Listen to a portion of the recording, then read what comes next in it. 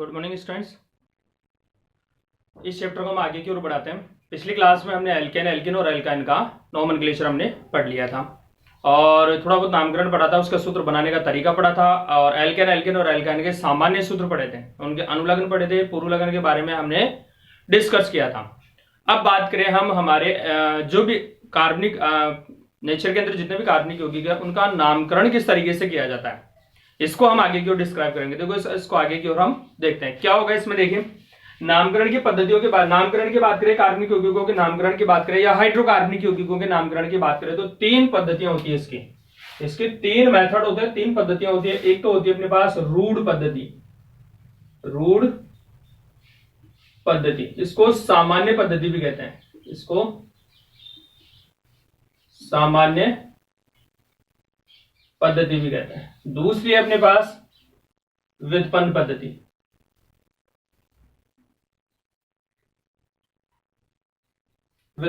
और तीसरी अपने पास आईयूपीएसी पद्धति। ठीक है, रूढ़ पद्धति है, सामान्य पद्धति, दूसरी व्युत्पन्न पद्धति और तीसरी आईयूपीएसी पद्धति। रूढ़ पद्धति में अपन बात करें तो रूढ़ पद्धति में अपने पास कुछ नाम है जिनके बारे में हम पढ़ेंगे। जैसे आइसो होता है, इससे पहले होता है अपने पास एन, इसको बोला जाता है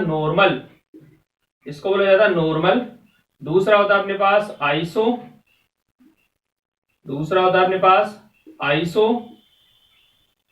तीसरा होता है अपने पास नियो। ठीक है, इन तीनों के बारे में हम पढ़ेंगे। ठीक है, व्युत्पन्न पद्धति में बात करें तो व्युत्पन्न पद्धति में अपन पढ़ेंगे अपने पास जैसे कार्बनोल, यानी ये जो OH है, यानी कि ये अपने पास इसमें फर्स्ट पढ़ेंगे एक तो CH4, इसका अपन कहते हैं मिथेन या मेथेन। दूसरा पढ़ेंगे अपने पास CH3OH, इसको बोलेंगे कार्बिनोल। थर्ड की बात करें अपने पास CH3COOH, इसको बोलते हैं एसिटिक अम्ल। ठीक है, आईपीएसी की बात करें तो आईपीएसी के नियम होते हैं, एक तो होता है ABC और दूसरा होता है अपने पास रूल्स, एक यानी नंबरिंग का यूज होगा। इस तरीके से नामकरण की तीन पद्धतियां होती हैं। जैसे अपन बात करें नामकरण की तीन पद्धतियां किस बेस पे होती है, जैसे अपन बात करें एक छोटे बच्चा जैसे ही जन्म लेता है, छोटा बच्चा एक जैसे ही जन्म लेता है तो उसका निकनेम रखा जाता है, या तो मम्मी पापा या दादा दादी, जैसे कुछ भी नाम रख सकते हैं, अपने पास निकनेम होता है। ठीक है, लेकिन जैसे ही वो स्कूल लेवल पे जाता है तो स्कूल लेवल पे उसका नाम चेंज कर देते हैं। ठीक है, उसका नाम चेंज कर देते हैं और जैसे ही वो पढ़ लिख कर कुछ ऐसा कोई मतलब कोई डिग्री ले लेता है, जैसे मान लो फॉर एग्जाम्पल अपने पास जैसे डॉक्टर हो गया और अपने लेक्चरर हो गया या अपने इंजीनियर हो गया, तो कुछ ऐसी उपाधियां ले लेता है जिसको ऑल ऑफ कंट्री पे, जैसे साइंटिस्ट हो गए तो ऑल ऑफ कंट्री या आउट ऑफ इंडिया के नाम से, आउट ऑफ इंडिया में भी उनको उसी के नाम से डिनोट किया जाता है। जैसे सर नेम हो जाता है डॉक्टर, इंजीनियर या साइंटिस्ट, तो अमेरिका में भी उन्हीं जो शब्द यहाँ पे यूज में रहते हैं वो वर्ड वहां पे भी यूज में लिए जाते हैं। तो ऐसा ही अपने पास यहाँ भी है।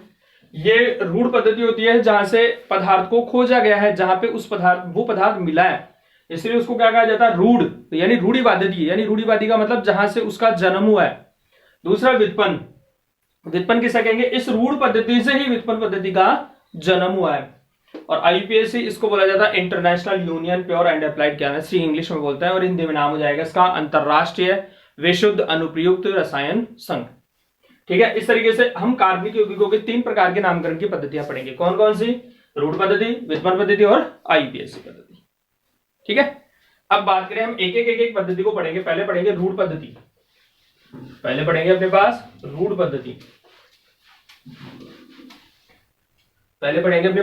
पद्धति। फर्स्ट रूढ़ पद्धति या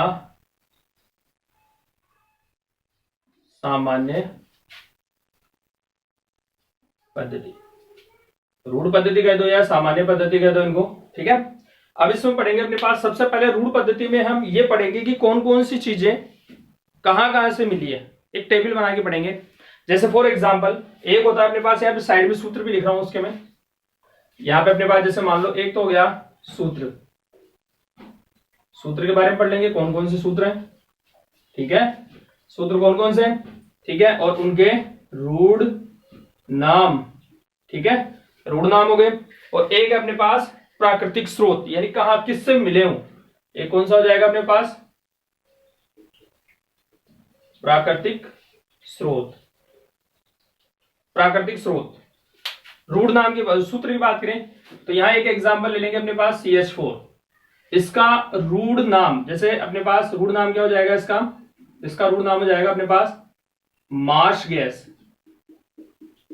मार्श गैस, ठीक है, इसका रूढ़ नाम क्या हो जाएगा मार्श गैस। ये 2019 में 2019 के पेपर में ये पूछा गया था, आरबीएससी के 2019 में पेपर में ये क्वेश्चन आया था। मार्श गैस हो गया। मार्श गैस में ये मार्श गैस मिलता कहां है, ये मार्श गैस मिलते हैं जहां पे जैसे दलदली क्षेत्र, दलदली क्षेत्र का मतलब जो कीचड़ होता है, इसमें जो जिस कीचड़ से जो स्मेल आती है उस स्मेल को कहा जाता है अपने पास मार्श गैस। तो ये हो गया अपने पास दलदली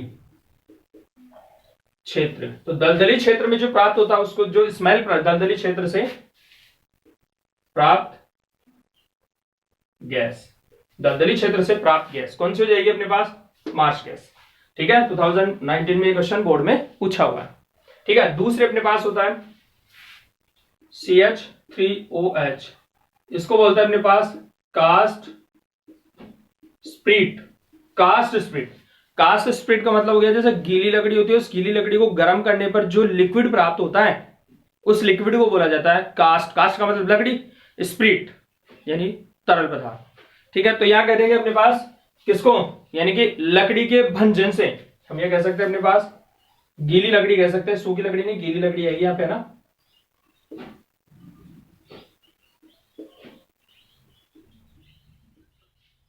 के भंजन आसवन से, भंजन आसवन से प्राप्त होती है, भंजन आसवन से प्राप्त होती है। थर्ड है अपने पास यहाँ पे CH3COOH, इसको बोलते हैं अपने पास एसिटिक अम्ल, एसिटिक अम्ल, ठीक है। एसिटिक अम्ल की बात करें हम, एसिटिक अम्ल की बात करें तो एसिटिक अम्ल किससे अपने पास, ये सिरका के लैटिन शब्द से प्राप्त हुआ है। ये किससे, सिरके के लैटिन, सिरके के लैटिन नाम एसिटम, ठीक है, एसिटम से लिया है। किससे लिया है, एसिटम से लिया है। देखो सिरका जो होता है, सिरका क्या होता है अपने पास, सिरका जैसे घर में अचार डालते हैं, घर में अचार डालते हैं उसको तो अपने को गलने में समय लगता है, लेकिन जैसे मार्केट का जो अचार आता है उसमें थोड़ा बहुत सिरका डाल देते हैं जिससे वो फटाफट क्या हो जाता है, गल जाता है। तो कहने का मतलब ये अपने पास कि सिरका किससे, कौन से, एसिटम, किससे अपने पास एसिटम, एसिटम के शब्द से लिया गया, लैटिन भाषा के एसिटम शब्द से लिया गया। नेक्स्ट अपने पास, नेक्स्ट हो जाएगा COOH, ये COH H और यहां जाएगा अपने पास CH3, इसको बोलते हैं अपने पास लैक्टिक अम्ल, लैक्टिक अम्ल बोलते हैं इसको, लैक्टिक अम्ल। अब लैक्टिक अम्ल होता है अपने पास दूध में, यानी खट्टे दूध में पाया जाता है। ये किसमें पाया जाता है अपने पास, खट्टे दूध में, ठीक है, खट्टे दूध में। तो खट्टा दूध कौन सा अपने पास, दही को ही बोलते हैं। तो दही में जो खट्टा बनाता है वो किसके कारण आता है अपने पास, लैक्टिक अम्ल के। यानी दूध में क्या पाया जाता है, लैक्टिक अम्ल पाया जाता है, वो धीरे धीरे धीरे धीरे धीरे धीरे उस दूध को क्या कर देता है, दही में कन्वर्ट कर देता है, ठीक है। तो ये इसके फॉर्मूले हो गए, ये इसके रूढ़ नाम हो गए और ये इसके प्राप्ति स्रोत हो गए, कौन कौन से कंटेंट, कौन कौन से क्या है। स्क्रीनशॉट ले फटाफट इसका। नेक्स्ट देखिए, अब ये तो कुछ आपके प्राप्ति स्रोत के आधार पर दे, कुछ आप अपने पास देखिए कौन से अपने पास। नेक्स्ट और भी एग्जाम्पल है इसके, और भी एग्जाम्पल है इसके। देखिए अपन बात करें रूढ़ पद्धति में, रूढ़ पद्धति में अपन पढ़े थे, मैंने बताया थे iso, normal iso neo, normal iso neo. तो इसमें सबसे पहले पढ़ेंगे अपने पास कौन सा, नॉर्मल, एन यूज, यानी एन यूज का मतलब अपने पास नॉर्मल का यूज पढ़ेंगे, हिंदी में नॉर्मल का यूज पढ़ेंगे। किस तरीके से कैसे होता है, देखो नॉर्मल सीधी सीधी से गणित की बात करें अपने पास, तो अपन बात करें एल्केन श्रेणी में और एल्काइल श्रेणी में दो है अपने पास। देखिए एक तो अपने पास बात करें नॉर्मल का यूज किसके लिए करेंगे अपने पास, नॉर्मल का यूज किसके करें, अपन बात करें एन का यूज अशाखित श्रृंखलाओं के लिए, अशाखित श्रृंखलाओं के लिए किया जाता है। किसके लिए होगा, अशाखित श्रृंखलाओं के लिए, किसके लिए, अशाखित श्रृंखलाओं के लिए यूज होगा। समझ में आ गया। और कहां से शुरू होगा, ये नॉर्मल का यूज जैसे एल्केन और एल्काइन के लिए कहां से शुरू करेंगे हम, किस तरीके से शुरू करेंगे, तो इसका उपयोग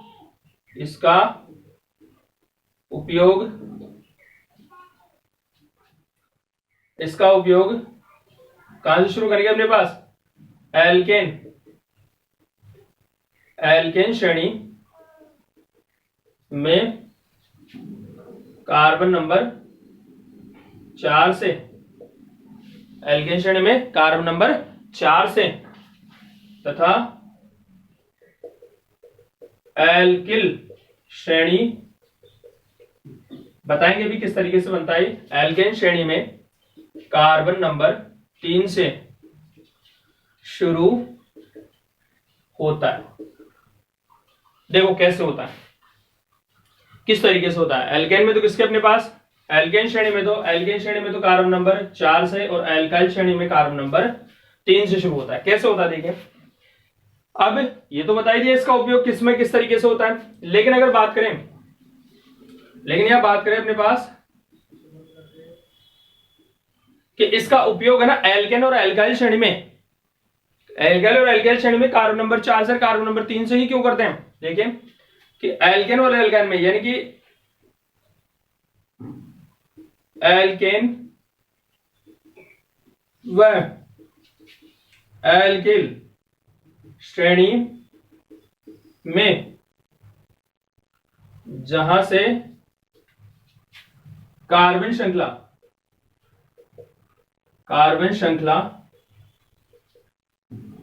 शाखित होना शुरू हो जाए, किस कहां से, एल्केन और एल्काइन दोनों की बात कर ले अपने पास, एल्किल और कहां से, जहां से कार्बन श्रृंखला क्या होने लग जाए, शाखित होने लग जाए।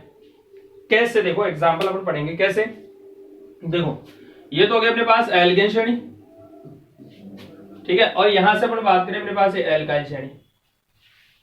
देखो एल्केन श्रेणी में से अगर मैं एक हाइड्रोजन निकाल दें, एक हाइड्रोजन, अभी बताएंगे कैसे।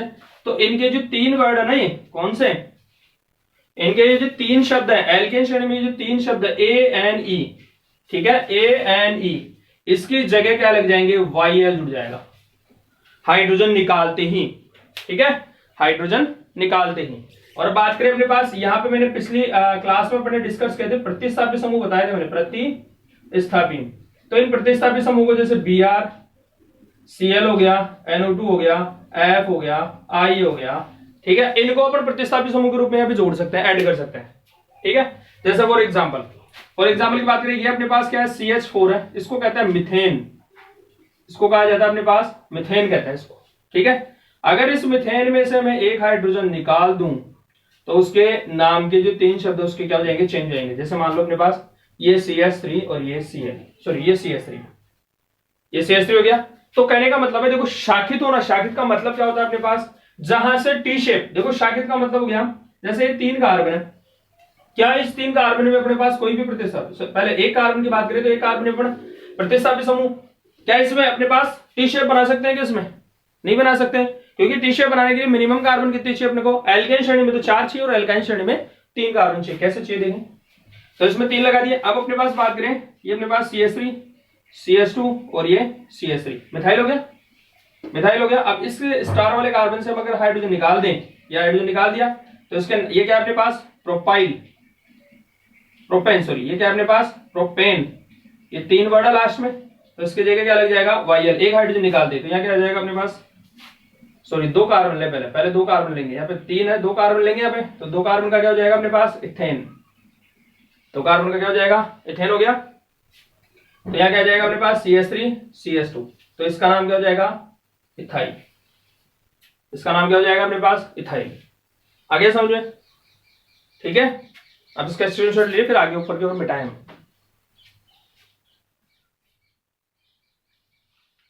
ठीक है। एक कार्बन और ले लें अपने पास नीचे CH3 CH2 और ये CH3, इस स्टार वाले कार्बन से निकालेंगे अपने पास, स्टार वाले कार्बन से अपने पास क्या निकाल दे, एक हाइड्रोजन निकाल दे, प्लस में क्या जुड़ जाएगा YL, इसका नाम क्या है अपने पास प्रोपेन, इसका नाम क्या है प्रोपेन। तो यहाँ क्या आ जाएगा अपने पास CH3 CH2 और ये CH2, इसका नाम क्या हो जाएगा अपने पास प्रोपिल हो जाएगा, प्रोपिल। देखिए अगर इस हाइड्रोजन को मैं, ये जो हाइड्रोजन अपन इस कार्बन से निकाले, इस हाइड्रोजन को अपन मीडिएटर कार्बन से निकाल दे, बीच वाले कार्बन से निकाल दें, बीच वाले कार्बन से निकाल दें, किससे, बीच वाले कार्बन से निकाल दे, तो बीच वाले कार्बन में क्या होगा अपने पास, बीच वाले कार्बन से निकाल दे तो इस स्ट्रक्चर को इस तरीके से बना सकते हैं CH3 CH, यहां नहीं, यहां नीचे लिख लो अपने पास एक और इसी कार्बन श्रृंखला को CH3 CH2 और ये CH3, अगर इस बीच वाले कार्बन से निकाल दें हम इस, देखो कैसे, यहां से अपन बात करें इसी की जगह ये जो कार्बन है अपने पास, यहां बात कर लें, ये जो अपने पास CH3 CH2 और ये CH3 है, इसकी जगह इस कार्बन से निकाले हम, इस कार्बन से निकाले यहाँ पे, तो क्या हो जाएगा अपने पास, देखिए अगर वही प्लस यहाँ पे क्या हो जाएगा YL और एक हाइड्रोजन निकालती, तो यहां से जुड़ते ही इसकी स्ट्रक्चर कैसे हो जाएगी CH3, ये इस तरीके से हो गया, ये CH3, यहाँ पे कोई भी अपना प्रतिस्थापित समूह जोड़ दे तो ये B, ये कौन सा जोड़ दे Br जोड़ दे तो टी शेप हो गई, शाखित हो गई। शाखित और अशाखित का मतलब क्या होता है, देखिए अपने पास ये तो अपने पास कोई प्लांट है, तो इस प्लांट में कोई पौधा है, इसमें कोई शाखा निकलती है क्या, नहीं निकलती, तो इसको तो क्या करेंगे हम अशाखित। और अगर इसी प्लांट की हम बात करें तो यहां से अगर कोई शाखाएं निकाल दे तो ये प्लांट कौन सा हो गया अपने पास शाखित हो गया, ये तो अशाखित और ये कौन सा हो गया अपने पास शाखित। तो एल्केन श्रेणी में कितने नंबर पे से, एल्केन श्रेणी में कितने नंबर से स्टार्ट हो रही है शाखित श्रृंखला, कार्बन नंबर 3 से। तो यहां हम लगा सकते हैं अपने पास N, यहां हम क्या लगा सकते हैं अपने पास N लगा सकते हैं, क्या लगा सकते हैं अपने पास N, नॉर्मल प्रोफाइल बना सकते हैं, इसके लिए नॉर्मल प्रोफाइल बना सकते हैं, ठीक है। आ गया। अब नेक्स्ट जो एल्केन श्रेणी के लिए वो अपने पास, इसको आप फटाफट स्क्रीनशॉट लें, ठीक है। अब बात करें देखिए इसमें नेक्स्ट, तो एल्केन श्रेणी में आई गया, एल्किल श्रेणी में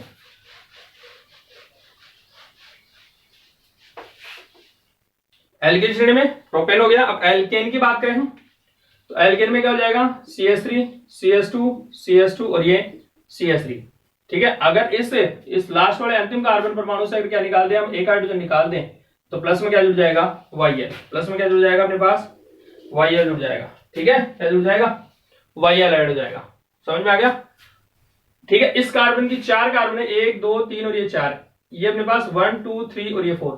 अगर इस चौथे कार्बन को मैं यहां से हटाकर इस बीच वाले कार्बन पे लगा दूं तो ये शाखीय श्रृंखला बन जाएगी ना। तो एल्केन श्रेणी में तो कौन से स्टार्ट होगा, कार्बन नंबर 4 से, और एल्काइल श्रेणी में कहां से स्टार्ट होगा, कार्बन नंबर 3 से। तो यहां हम क्या लगा सकते हैं अपने पास, यहां इसकी जगह क्या लगा सकते हैं एन ब्यूटेन लगा सकते हैं। इसमें तो लग ही जाएगा, 3 के बाद में सब में लगेगा, 4 में भी लगेगा, 5 में भी लगेगा, 6 में भी लगेगा। तो यहां अपने पास बात करें CH3 CH2 और ये CH3, ठीक है CH2, तो यहां क्या लगा सकते हैं इसको एन ब्यूटिल लगा सकते हैं, ठीक है। तो ये अपने पास क्या हो गई रूढ़ पद्धति में पहला कौन सा हो गया नॉर्मल का उपयोग। तो नॉर्मल का उपयोग कहां से शुरू होगा, ये मैंने थ्योरी में पहले लिखवा दिया कि कार्बन नंबर एल्केन श्रेणी में तो कार्बन नंबर किससे 4 से, और एल्किल श्रेणी में कहां से स्टार्ट होगा, कार्बन नंबर 3 से शुरू होगा। समझ में आ गया, आगे समझ में, सॉरी यहाँ पे अपने पास आगे समझ में। इस जो खाली जगह है, इस एक ही जगह अपन कोई भी प्रतिस्थापित समूह यहाँ पे ऐड कर सकते हैं। जैसे अगर यहाँ पे अपन ऐड करें, जैसे मान लो यहाँ पे Br ऐड करें तो उसका नाम क्या हो जाएगा normal butyl chloride, sorry bromide, इसका नाम क्या हो जाएगा अपने पास ब्रोमाइड, ब्रोमाइड नाम हो जाएगा। ठीक है, नॉर्मल ऐसे अपने पास किसी भी कोई सा भी प्रतिस्थापित समूह, इसकी जगह अपने पास जैसे मान लो अपने पास क्या जोड़ दें, NO2 जोड़ दें, NO2 जोड़ देंगे तो यहाँ क्या हो जाएगा, नॉर्मल ब्यूटाइल नाइट्राइड, नाइट्राइड हो जाएगा। ठीक है, तो ये रूट पद्धति आपके यहाँ पे, रूट पद्धति में पहला क्या है अपने पास, नॉर्मल का यूज कंप्लीट हो गया है, नॉर्मल का यूज यहाँ पे कंप्लीट हो गया है। अब रूट पद्धति में नॉर्मल का पहला कंप्लीट हो चुका है, और दूसरा है अपने पास, अब दूसरे की बात करें। अब